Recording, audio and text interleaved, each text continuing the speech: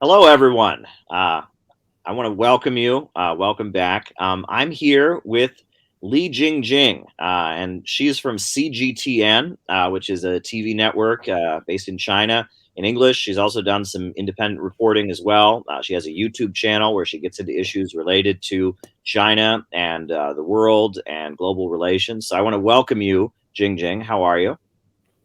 Thank you so much. Thank you for having me, Caleb. Sure.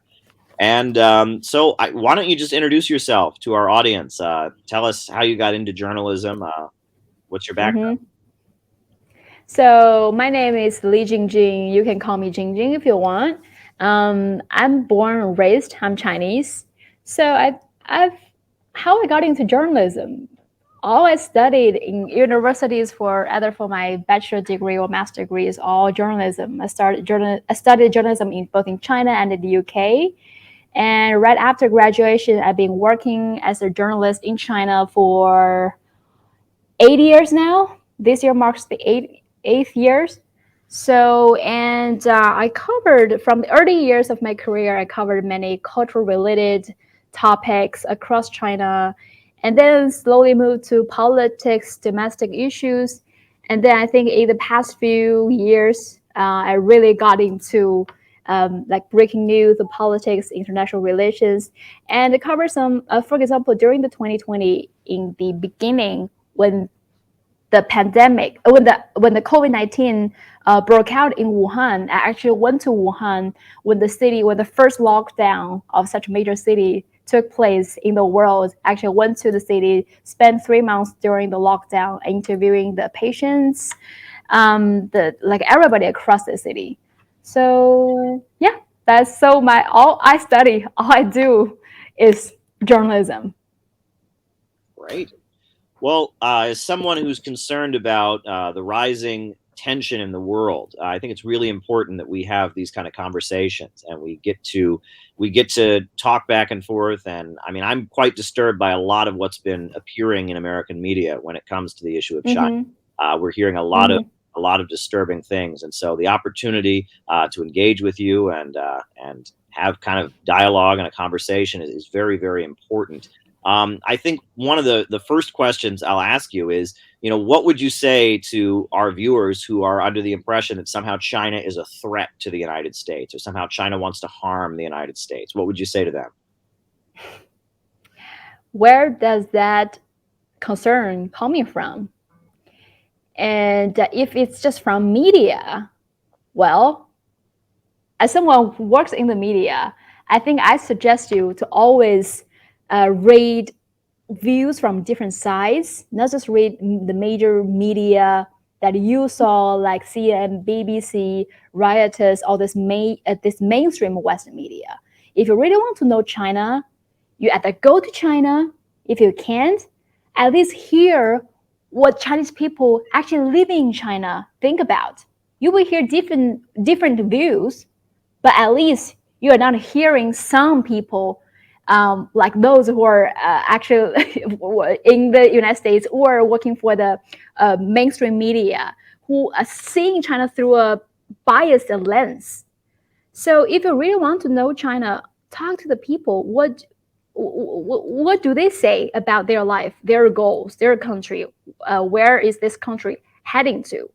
Just like I think right after 9/11, just like many people in the United States were afraid of Muslims, were afraid of Islams, and they were misguided by the media portrayals. The media were always portraying Muslims as a threat, as the origin for extremism. But if you actually really talk to the real Muslims who actually, if you read Quran, if you really talk to the true believers who are not the radicalized group, you will understand actually it's very different. The Quran taught them to not commit violence. And same here. So many people I think are misguided by the intentionally propaganda, anti-China propaganda led by the Western mainstream. So, and if you think China is a threat, I want to ask you, what made you think it's a threat, though? Mhm. Uh, because I sometimes, when I read Western media, I was like, wow, this is China, really? That's the country that I'm living in? I don't even think that's describing my culture, my country. I don't realize, wow, we are such a big threat. And you can see this dilemma. Some people on Twitter are describing this as like Schrodinger's China. Because on one hand, China is the threat, can steal their technology, can so strong that it can destroy America. But somehow we are also being portrayed as the how to say like the people so primitive that still eat bats, so living so underdeveloped that needs that we now have human rights and need saved by white saviors coming from Western countries. So it's really a contradictory uh, impressions about Chinese. How can we be so primitive and also being such a danger to steal your jobs and technologies? So I think most people are not thinking, and they're just believing into what some media are portraying without any doubts. And that's very dangerous because for now, I don't think China is doing any danger. We are rising, our country is rising peacefully. On the other hand, some governments are having military bases across the world, hundreds of military bases across the world, committed wars that all of us are seeing in the past few decades, but still they are not considered as the bully. So who is really the one doing propaganda? Sure. Sure. Well, let me ask you about a few things that we just hear about in the United States, some perceptions we hear. One thing we hear about is this social credit system. We are told that in China, there are cameras watching you every moment, and the government is constantly adding up your score. And if you buy the wrong thing or you say the wrong thing, your social credit score goes down, and you're punished by the government. Is that anything to do with reality? I mean, to most Chinese, that's why is that a bad thing though? For example, a lot of people are saying the camera issues. I'm sure any city, any developed city in any country have this surveillance cameras everywhere. Sure, we have And that. Yeah. yeah. So when we have that, why is the problem when China have surveillance cameras? So for example, now we have many cameras on the road. It's easy to catch any cars that violates traffic rules. And for example, me as a woman, I've traveled to America before. I've been to New York, California, several cities. To be honest, why walk alone at night, it scared me sometimes. Not just some imagination. I was actually being followed by a giant guy in the broad daylight in the city center in San Francisco. And then some guys were yelling at me, still in the broad daylight. And at night, I see people smoking weed and shouting and drunk. So I mean, it's dangerous. But here, all of us, women, regardless of your age, we are not afraid of walking alone at night. No matter it's 2 a.m., 3 a.m., 4 a.m. No, because the surveillance cameras was to catch people who committed crimes. Sure. If you don't have the intentions to do bad things, to do evil things, why are you afraid of the cameras? Sure. And it's exactly because of those cameras we feel safe. And it's not to like monitor us all the time. Who have that time to monitor you Now, all the time? what is the social credit system? Can you explain what it is? As opposed to what we're being told in American media. How to describe it though? I mean, people who have who violate the law, of course they will face some consequences, like they can do certain stuff. If people are facing great debt, they cannot, for example, buy plane tickets or high-speed railway tickets. So it's like by this system, but certain system, you cannot do certain unless you're doing something violates the law that won't really harm any of us. And seriously, none of us, like the normal citizens here, we really don't feel that's an issue. But then also, I don't understand why it's being so villainized Right. by the Western media. You're saying that people are only penalized for actually breaking the law. It's not like people's individual everyday life behavior is being monitored. No, I mean, who have the time? We have 1.4 billion people here. Who really have the time to monitor everyone's action all the time? Really? Okay. So I mean, it's almost like a credit score in the United States, like a financial credit score. You can't get a loan if you don't have a certain credit rating or something like that. It's like that. Mm-hmm. It's okay. It's interesting. No, it's portrayed in different ways in American media. Now, I also wanted to ask. I know you've gone to the Uyghur I'm regions. sorry, there's sometimes there's a connection issues. You're lagging. Can you repeat your question again? Sure. I know you have done some reporting from the Uyghur regions, and you have countered a lot of what we've heard in American media about, people claim there are concentration camps, etc. Can you talk about how U.S. media has distorted things around that? Of course. And I'm wondering, when mentioning about Uyghurs, what's your thought? How much do you know about this issue? Well, And what do you think? I don't trust American media. American media has made over-the-top allegations. I see claims all the time that I know are false in American media. One thing that I see is people claim Islam is outlawed. Well, I know that's false. I know the Chinese government is actually paying for mosques to be constructed.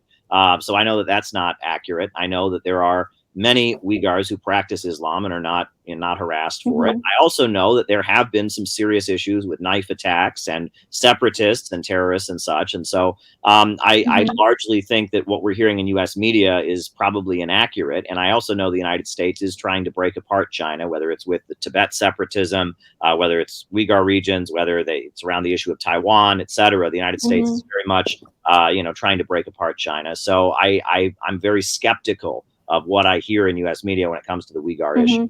But what is your perception? Indeed. I mean, what I was at first when I read all the news from the Western, whenever I read an article or news from Western mainstream media, when they report China, I always there's a big shock inside of my mind. Okay, first because when we talk about the Uyghurs is a big focus of this anti-China propaganda these years, and before they have other issues, but so there was several main allegations, I think, accusations made by either the Western governments or the Western media. One, they're saying there's a genocide. They're saying, but the number keeps changing. They say there were 1 million Uyghurs being sent to camps, and then someday they say 2 millions and 3 millions. So the numbers they said always keep changing from 1 to 3 to 4. So there's never fixed numbers. And so I think this year, a few months ago, China actually released the latest census. And the census shows that actually Uyghurs' population grew much faster than all different ethnic groups in Xinjiang. And not just in Xinjiang, than all ethnic groups across China. China has 56 different ethnic groups. So actually Uyghurs in Xinjiang the population is growing much faster than anybody else. So basically there's no way there's 1 or 2 or 3 million Uyghurs being genocide. So, and then they say, okay, maybe it's not a real genocide. It's a cultural genocide. Oh. They are forcing the Uyghurs to not practice Islam or talk about moving the goalpost, right? You allege millions of people are being killed, and then that's not happening, and then you say, oh, well, it's just a cultural. That's a really big difference now, isn't that? I mean, talk about moving the goalpost. Yeah.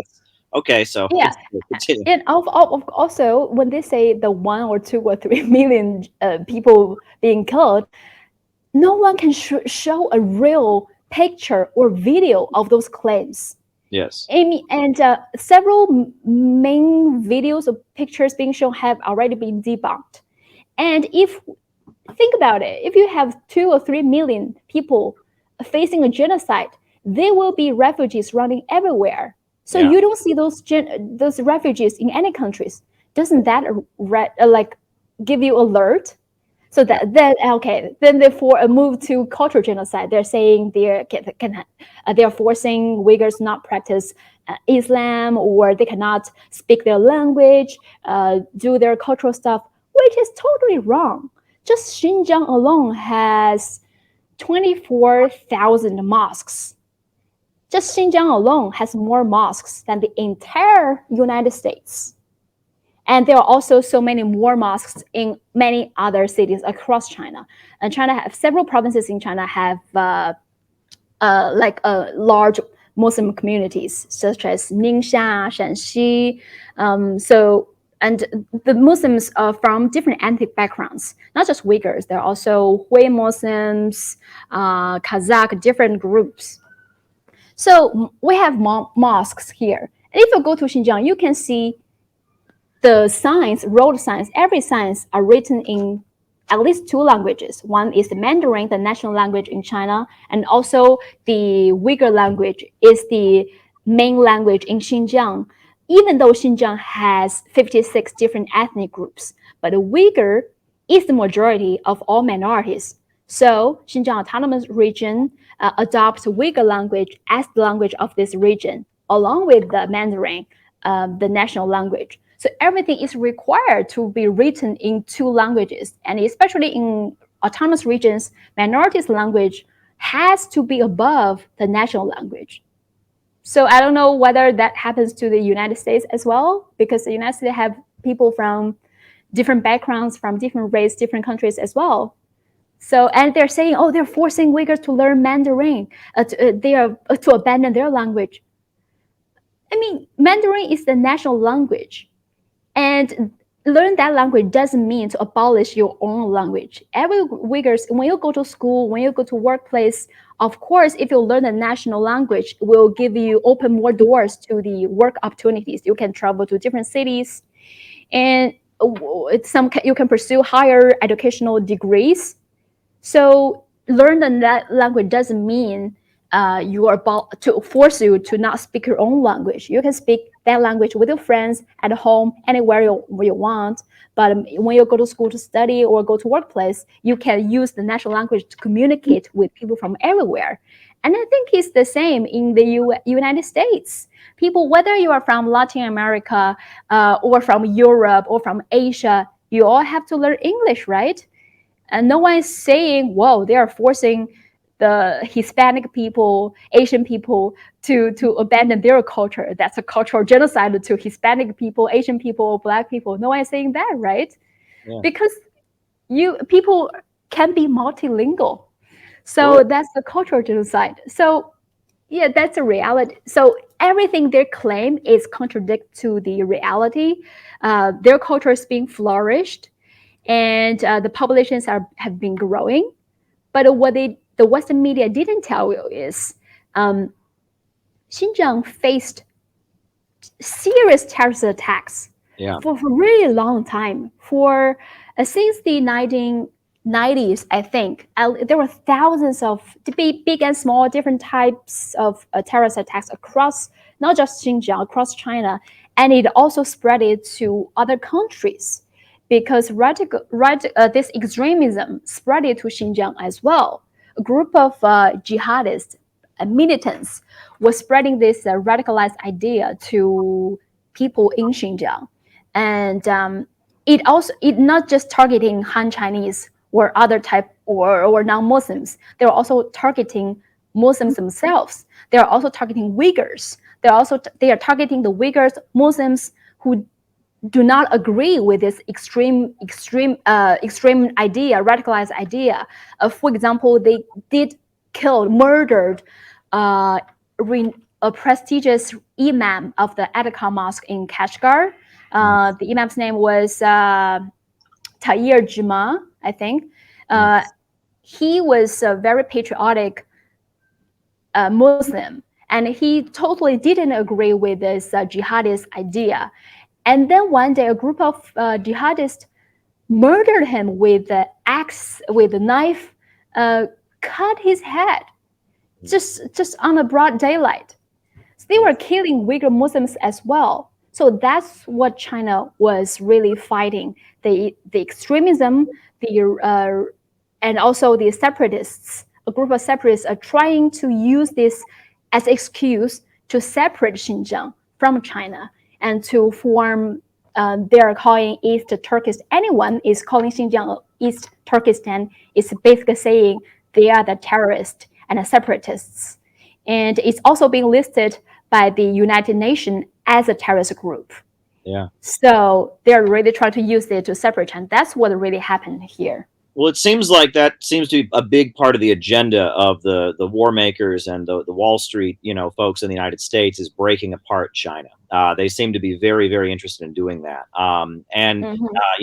There's not just the Uyghur sections, but also now, with the Taiwan issue. The United States recognizes one China. But we're seeing increasing moves by the United States, sympathizing with the government on Taiwan. Can you talk about why that is so offensive and why that is considered so much of a threat to the people of China?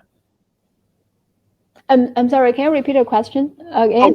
Oh, sure. I didn't hear the second half.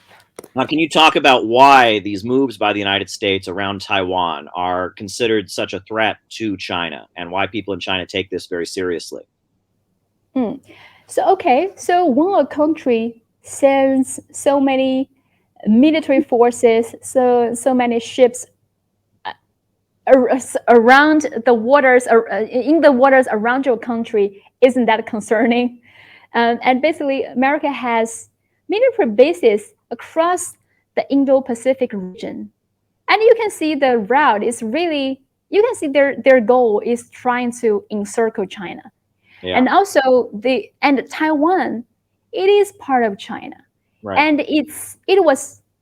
If anybody who is think Taiwan is an independent country, they really should learn the history, how Taiwan was taken away in the colonial past. Right. And so Hong Kong has been returned which used to be the colony of the United Kingdom, and Macau being returned from the Portugal, and I think Taiwan is the last symbol of the colonial past, and no Chinese will back out on this. Mm-hmm. So it's integral part of China, and also it's so close to China. Just imagine if United States really achieve their goal, they basically just pointing a knife at Chinese people's neck. Mm-hmm. That's why it's so dangerous. Sure, I can imagine if there was the huge amount of military apparatus that we see in the South China Sea of the United States, if there was that in the Gulf of Mexico, I can imagine the United States, if China had that much military apparatus in the Gulf of Mexico, we would be certainly upset about it here in the United States. And it's interesting how that side of things isn't really acknowledged in American media. Mm-hmm. Now, one thing that I think is of particular interest to my viewers, when we often come at things, there's a lot of interest in Marxism and socialism here. China is very much a socialist country. I mean, socialism with Chinese characteristics. But China's not socialist in the way the Soviet Union was. It's not socialist in the way it was during the 1970s or the 50s and 60s. Can you explain socialism with Chinese characteristics to the audience? What is socialism with Chinese characteristics? But one thing I know for sure is China is finding its own path.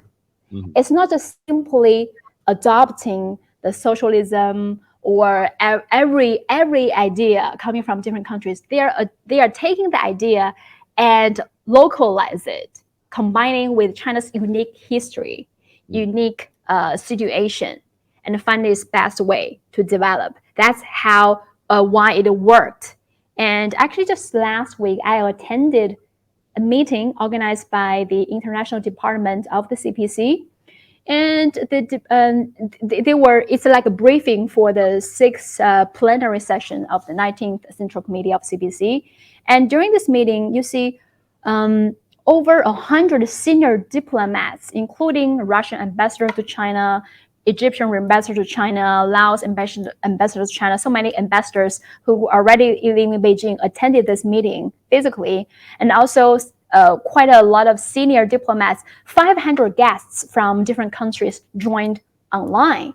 And among the 500 guests some were, for example, the former president of Brazil and different party leaders in different countries from Pakistan, from Yemen, from Spain, from across the world. And all of them, most of the people really, how to say, they really appreciate and try to study why China succeeded. And I think most of them agree that because China adopted this Marxism and applied into China's this special, unique situation, unique history. And also by attending that meeting, you kind of realize how China or CPC is really being perceived by the world. Because if you only read the Western media, you always think communism or socialism is evil. It is big evil. Right. But so if it's so evil, it's so bad, why so many different diplomats, different party leaders will come here happily to join and exchange ideas to study why CPC's successful experiences and how they can adapt the similar governing experience into their countries. I think basically that tells a lot. Well, one thing I've often said to my viewers is that in the United States, the government is controlled by the corporations. You know, the big corporations and banks, they control the government. But in China, it's the other way around. The government controls the corporations and forces them to work for the good of the country, and that the economy is organized to serve the people of the country rather than to serve the profits of the corporations. There are a lot of corporations who make a lot of profits, but the government controls them. Is that fair? Would you say it's that way? Yes. And also, if you really read articles and everything, attend every meeting here, there's one thing every CPC member will say is to serve the people. They really put serving people as their ultimate goal. So even though some of them probably are party officials, but they don't consider them as officials. What they are doing is to serve the people. And especially you can see that from the hundreds, thousands of millions of government officials, CPC officials, who went to remote villages to do the poverty alleviation work. Yeah. I mean, some of them, I went to several really remote, underdeveloped villages across China. Before I went there, I always thought poverty alleviation, it's just a concept. I don't really know how it really affects some people. And you can't imagine how people used to live. Just 60 or 70 years ago, some ethnic groups in Guangxi were still living in caves. But now their life dramatically changed. Yeah. And all because of this party officials who leave their families and their children behind and then go to those villages to serve those villages, find the best way to develop this region. And they are coming up with very specific, very targeted solutions. Go door to door to find out what's the reason that caused this family into poverty, and what kind of plans can make this family and this village to be better. And some of them even sacrifice their lives doing their poverty alleviation jobs. So serving people as their ultimate goal is really the ultimate goal for a lot of party officials here. Well, in the United States, you know, our infrastructure is falling apart. I mean, in many parts of the country, our roads are unpaved and our water is not being properly treated. And it seems like in China, while you're alleviating poverty, you're modernizing the country, we're doing the opposite. We're letting the country crumble, basically. And I think there's a lot we can learn from the poverty alleviation programs. And can I ask you some question too? Sure, go ahead.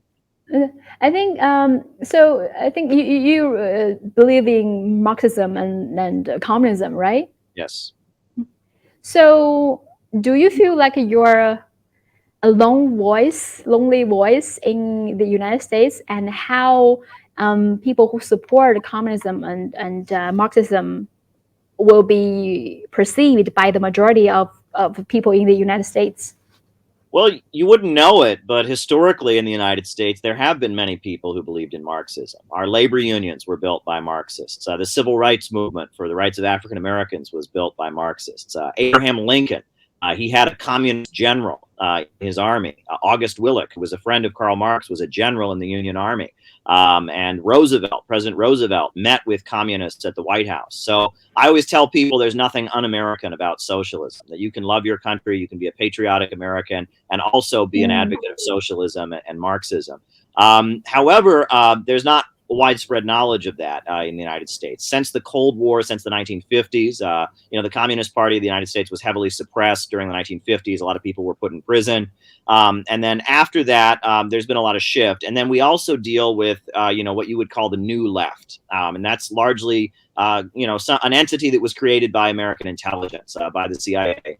To kind of confuse people. So you have a lot of people in the United States who say they believe in Marxism, but they don't. They believe in some kind of cultural movement that focuses on promoting drug use and promoting, chaos and instability around the world. And it's focused on arts and culture. And they think that's Marxism, but that's not Marxism. If you look at what they're doing in China, if you look at what they're doing in Vietnam, if you do look at what they're doing in Cuba and in the Bolivarian countries, it's a very different thing. And I got interested in Marxism on my own. I'm not from a Marxist family. No one in my family was a communist or anything. But I was, growing up in a small town in Ohio, and I saw some of the economic problems, and I read the idea of the means of production, the banks, factories, and industries being organized to serve the public and serve public good and not the profits of a few. And it seemed like common sense, that we should have an economy where profits don't come first, but rather the needs of the people come first. It just kind of seemed like common sense. And everyone said, well, that's communism. You can't say that. That's communism.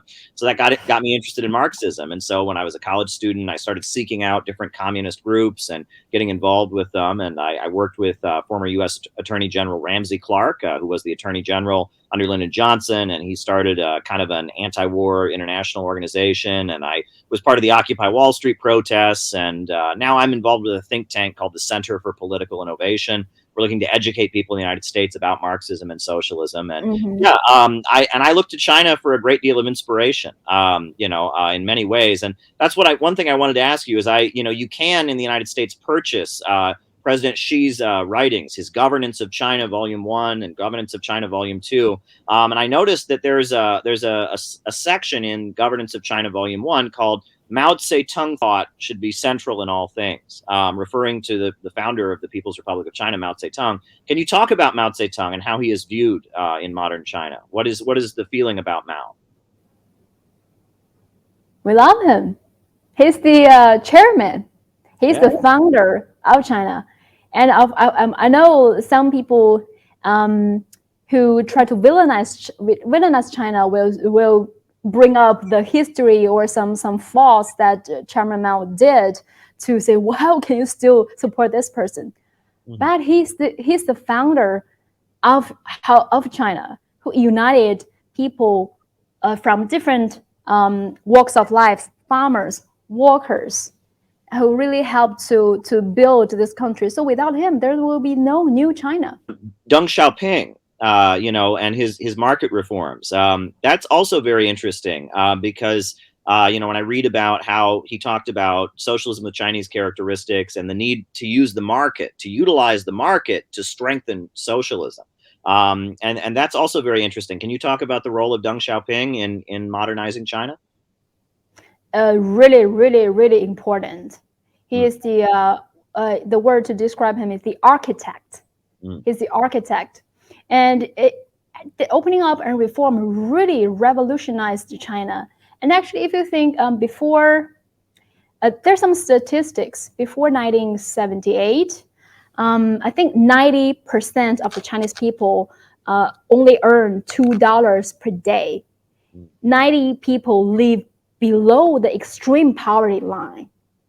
But by the year 2018, 40 years later, 99 people of people in China live above the extreme poverty line. Just 40 years. That figure totally reversed. And even the last 0.1% was lifted out of extreme poverty by 2020. So that's how you can see how it changed people. And actually, the past 40 years, ever since the opening up and reform, like China saw dramatic, and especially the bottom 50% of people saw huge progress of their life. Yeah, well, I mean, and that is the goal of socialism. A lot of people in the United States think that socialism means poverty, that socialism means you're opposed to having money and you want poverty. And I point out, if you read the writings of Karl Marx, it's the opposite. Socialism strives to raise productive forces, to increase the level of wealth in society by getting over the irrationality of having an economy where the corporations just do whatever they want, where the profits are in command. And when people say traditional Chinese culture, what are they referring to? China is a country with over 5,000 history, with different dynasties. So that history is all part of our culture, that part of the reason that made us who we are today.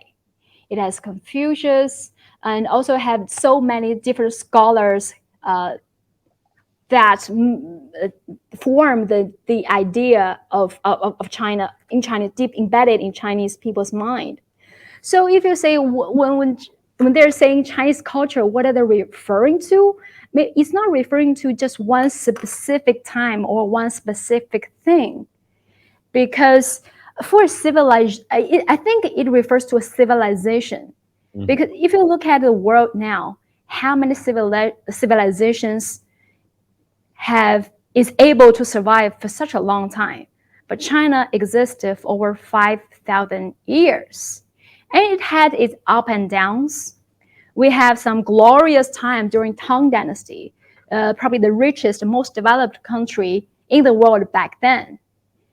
And we had some the Silk Road, the maritime Silk Road, was doing businesses and cultural exchanges and religious exchanges with the world, the Arabic world, Europe. And if you go to different provinces, different cities, you go to the museum, you will see the elements, either it's a relic or something that always combines some elements from the world. But actually the same thing, if you go to Europe, say Europe or Arabic world, you will see the same thing. You see for example, China, the products from Asian China. So I mean, all this integration of different cultures and religions and exchanges between the world in the past 5,000 years really made what China is today. So I think when they talk about Chinese culture, it's not just about a specific thing. It's a civilization, how a civilization is able to survive for such that long time, which I think also is quite ironic, because sometimes the US government really try to lecture China how you should govern your country, how you should adopt a system to in a certain way. How can a country with only over 200 years to teach a country that existed, survived for 5,000 years, how to run your country?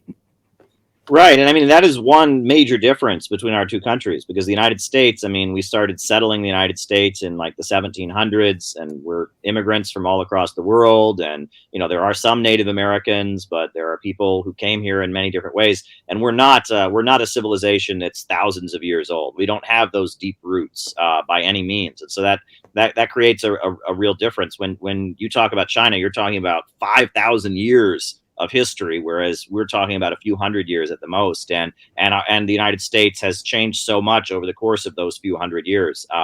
It's quite interesting to think about. But I did also want to talk about, one thing I really admire about China is the Belt and Road Initiative. The fact that China is going all over the world. And I've seen this. I've never been to China, but when I was in Iran, in Bandar Abbas, I saw so many Chinese ships in southern Iran. And I have been to Brazil, and I've heard about the power plants, the hydroelectrical power plants that have been built in Brazil that have brought electrification to people in rural areas of Brazil. And it seems like all over the world, China is going and building the things people need, like power plants, like infrastructure, airports, railway. You have the fastest trains in the world. tell us about the Belt and Road. Tell us about China's kind of obsession with infrastructure and building things. Mm. So this is like a Belt and Road. It's really, you see, it comes from the name with the ancient the Belt and Road. So it will really benefit countries um, along the way. So I'm not an expert to explain Belt and Road initiatives, but let's take a look at what's happening in those countries. So they have more businesses now, and if you actually take a look at those countries who joined Belt and Road, just like you mentioned earlier, they all saw the infrastructure they needed the most for a really long time, but now finally being done. And actually, earlier last week, I interviewed American guy. His name is Brian Balatic. He's a former U.S. Marine Corps, but now he lives in the Thailand. He's really trying to expose the U.S. interventions across the world in Southeast Asia because he lives in Thailand, and because he always go to the Southeast Asian countries, and he saw great changes, say in Laos, in Vietnam, in Thailand, because in the past few years, those countries, Vietnam and Laos, finally have their first high-speed railways. And for countries who are less developed economically, sometimes you don't have much to say in a lot of things. But now, when China is really helping those countries to get stronger, have the infrastructure, develop the economy, be stronger. So for now, if you look at the facts, you take a look at those countries, those countries are getting stronger and stronger, getting bigger and bigger. It's not about I'm the boss, like you all listen to me, and it's not. It's like let's all unite and work together, cooperate. Let's all develop together. It's not about like many alliances that I think U.S. government did. They always try to conquer this place, but never really help to build this place. Yeah, well, I mean, if you look at neoliberalism, which has been the U.S. trade policy, we go to a country in the developing world, and in order to get development loans from the IMF or the World Bank or the World Trade Organization or whatever, they have to basically strip their economy. They have to have all their local businesses put out of business. Mexico has been growing its own food since, before Christopher Columbus, thousands of years. But now in Mexico, they import most of their food from American agribusiness corporations. Haiti is a country that, again, they used to have all kinds of domestic farming. But now, thanks to neoliberalism and free trade, the United States comes in there. And now they import most of their food from the United States. And that when we trade with countries in the United States, it tends to be, in exchange for some assistance or development loans, you have all go out of business. Your economy has to get weaker, and you have to get more impoverished. And in exchange, American businesses dominate the country, and it gets poorer. When I see what China does with the Belt and Road, I see the opposite. I mean, it's like you go to these countries, you build railway, you build good roads, you build power plants, you build hospitals. The country gets wealthier, and then China gets wealthier because they can trade with the country. But it seems like these countries are benefiting, and China is also benefiting. It's you talk about win-win cooperation. It's a different model of global trade. Do you think that's a fair assessment? Yes, and actually we have a Chinese saying, 美美与共，和谐共存. It means basically we all should develop and we should coexist with each other. So it's about coexistence, cooperation, multilateralism, and it's not about form an alliance to achieve whatever geopolitical goals. It's really about let's all get stronger and stand on our own feet. Because I think especially when China went through, in the past 100 years, China went through a lot. Wars and foreign interventions, our different parts of our land were taken by different countries. During that time, Chinese people didn't have a say in their own territory, in their own land. That's why Hong Kong was taken away, became a colony of the UK. Macau became a colony of Portugal. And also we have in different cities across along the border, we have so many foreign embassies. Well, the Chinese people back then, 100 years ago, were suffocating, were so poor, didn't know where to find their next meal. The people in embassies were having their luxurious parties. That's what happened in the past, in the Chinese history. So Chinese people have this memory, and to all of, even I think I'm still belong to the younger generation, even though I'm in my 30s. But all of us, no one of us forget that history, and just know, and we don't want that happen again here. That's why, and we realize you can never rely on any other countries, any other power. You really have to stand on your own feet. That's why China really developed the technology, developed the culture, developed the economy, so we can stand on our own feet. We won't be manipulated by other countries, by other foreign powers. And now through this Belt and Road, everybody, let's all flourish. Let's all be great in this world, coexist. And one thing I think is very admirable about China is that as China expands and as China's trade around the world expands, you're not exporting your system. You don't feel a need to, export the Chinese system. You respect countries' right to develop in their own way and find their own road to development. And I think that's very admirable. Yeah.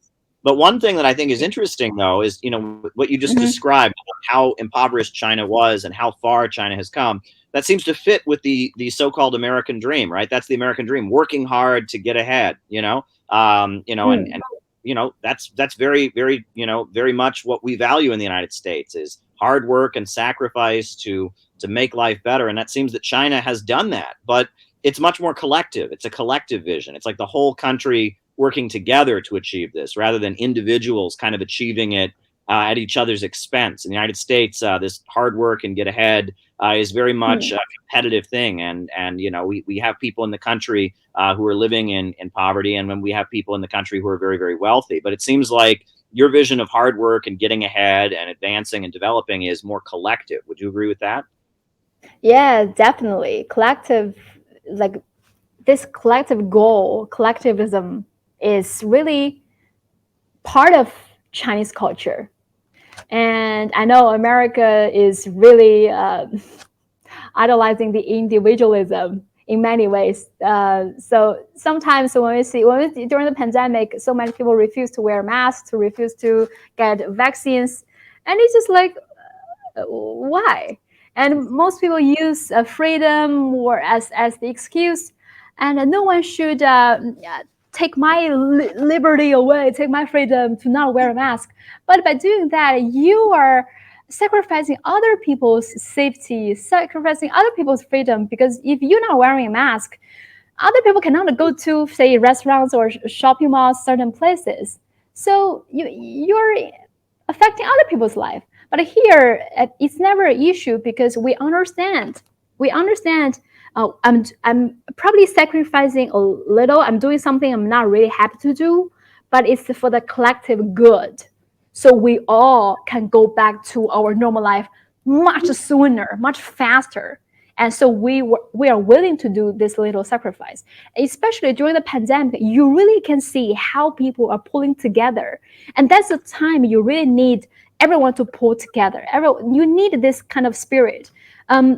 I was in Wuhan. I saw, like, that city was so on the verge of collapsing, but it didn't. Luckily, it got pulled back from the verge. But it was done because everybody in the society was doing something. It's never about, you do your thing, I'm doing this thing, I'm just saving my life. No, you see millions of community workers go door to door to check everybody's temperature, and because it's under severe lockdown, people cannot leave their apartment. There are community workers bring groceries, the necessities, medicines to each door. Sometimes it's just 10 or 20 community workers that help thousands of households in that community.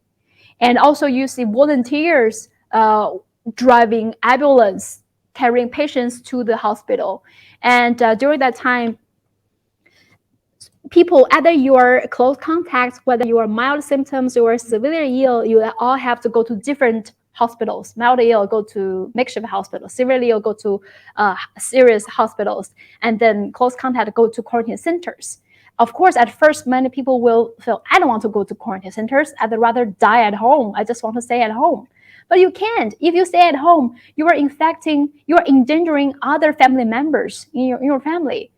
So in order to make the whole community, society safe and go back to the normal life again soon, and also in order to like just get everything back to normal, no more lockdown. Everybody is doing, okay, I would do this. I would go to the quarantine center to sacrifice my freedom just to save my city, to heal my city much faster.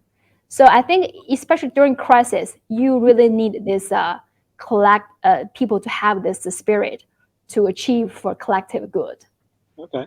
Well, I guess I'll just ask my last question before we conclude here. I've heard President Xi talk about the Chinese dream.